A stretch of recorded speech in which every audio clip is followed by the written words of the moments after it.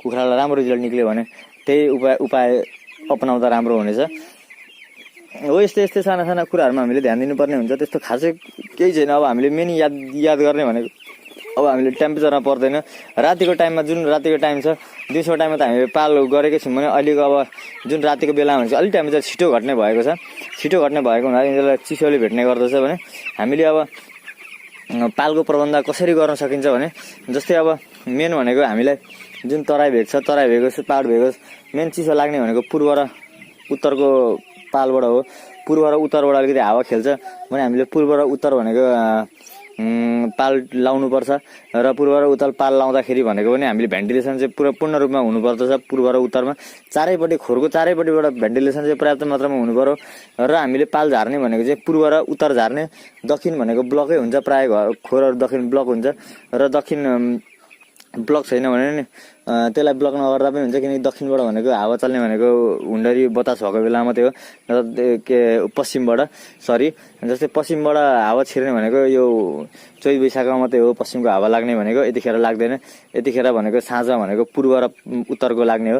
हामीले पूर्व र उत्तरको पाल झार्ने र दक्षिणको पाल खोलिदिने।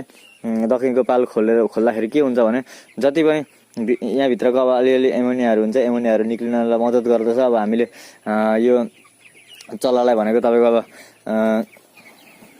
16-17 दिनको चल्लाहरूलाई भनेको यहाँभित्र भनेको अलिकति गर्मी नै हुन्छ। यिनीहरूलाई भनेको अलिकति एमोनियाहरू पनि निक्लिने गरेको हुन्छ र हामीले यसलाई भनेको नि निकै ध्यान दिनुपर्ने हुन्छ। रातिको टाइममा आउने, रातिको टाइममा आएर आफ्नो खोरमा परिक्रमा गर्ने। बिहानको टाइममा आउँदा परिक्रमा गर्दाखेरि कतिको स्मेल आइरहेको छ, आफूलाई कस्तो अनुभव भइरहेको छ, बेसी खोरमा गन्ध छ कि के छ र आफू यही यसमै काम गरिन्छ। हामीलाई यसको बारेमा गन्ध हुँदैन।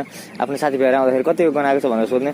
त्यसरी आफू बाहिरको मान्छेले आएर उनीहरूले स्मेलहरू छिटै थाहा पाउने। गनाउनु त गनाउँछ, तर कुन रूपमा गनाएको छ हो यस्तो आफूले जान्न अति नै जरुरी छ। र मेन कुरा भनेको खोरमा एमोनिया हुन दिनु भएन। एमोनिया हुन नपाएपछि भनेको कुखुराहरू भनेको स्वस्थ रहनेछ र आजसम्म कुखुरा राम्रो छ। कुखुरामा त्यस्तो केही छैन। अहिलेसम्म चाहिँ अब रिजल्ट राम्रो छ। त्यही मेरो 12 कि 13 मोर्टालिटी थियो, त्यतिमै सीमित छ भने अब दुईवटा एउटा मैले अघि तपाईँहरूलाई देखाएँ, एउटा त्यहाँनिर छ, एउटा यता कतानिर छ अलिकति विक चल्ला। त्यो दुईवटा चल्लाको पनि मैले आश गरेको छुइनँ। त्यो दुईवटा चल्ला पनि मर्छ नि होला कुनै एक दिन। र म हरेक लटमा भनेको तपाईँको विक चल्ला होस्, प्यारालाइसिस होस्, प्यारालाइसिस हुँदैन। किनकि प्यारालाइसिस भनेको जति हामीले कुखुरालाई बाक्लो बनाइन्छ, सानो चल्लामा अवस्थामा बनाइन्छ, चल्ला अवस्थामा बाक्लो बनाइयो भने चल्ला खाँदियो भने प्यारालाइसिस हुने हो। र हामीले सुरुदेखि नै छोड्दै ठाउँ छोड्दै टेम्परेचर मेन्टेन गर्दै रिङ आकारमा यस्तो